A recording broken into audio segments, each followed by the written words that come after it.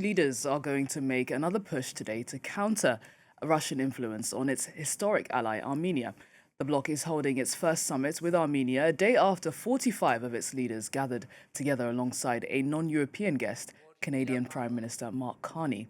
While French President Emmanuel Macron said on Monday that the South Caucasus nation has chosen a path towards Europe.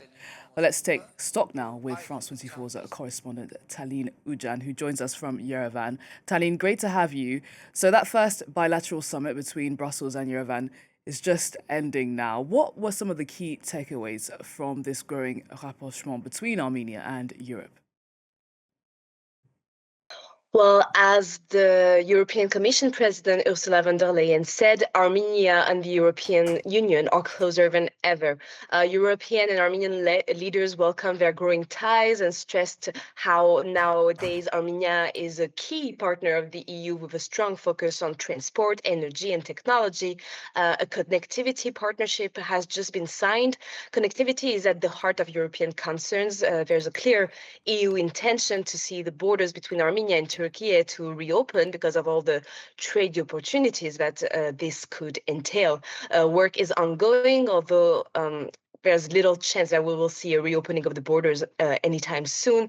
The EU has said it is ready to support physical infrastructure for the transport of goods as well as local energy development, but without providing specific details. So one of the most anticipated points in Armenia was potential progress towards visa liberalization for Armenians traveling to the EU. However, aside from expressing a willingness to continue in that direction, there was no clear timeline given, even though the process started in 2024. And as a result, we see here in Armenia some members of the opposition, as well as analysts and citizens who are warning of the risk of pivoting so sharply towards the EU without structural guarantees, especially since this rapprochement irritates a key actor in the region that still holds significant influence in Armenia. It's, of course, Russia. Moscow controls major infrastructure in the country, maintains a military base there, and has threatened to tighten economic pressure on Yerevan if it continues along the European path. However, with two summits that have just been held over the past 2 days, the message from Prime Minister Pashinyan is clear. The train toward Europe is moving forward. According to polls, 72% of Armenians say they want to join the EU. One other meeting that we're watching in Yerevan is the one between Emmanuel Macron and Armenia. He's holding a state visit there, which is ongoing.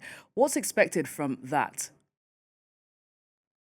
Well, after a symbolic morning during which Emmanuel Macron went to the Armenian Genocide Memorial and visited the Institute of Ancient Manuscript, he and Nicole Pashinyan will be meeting anytime soon now at the Armenian Presidential Palace. At the end of this meeting, we're expecting a strategic agreement to be signed covering economic and defense issues. Defense cooperation has been very tangible in recent years, particularly with France supplying defensive weapons to Armenia.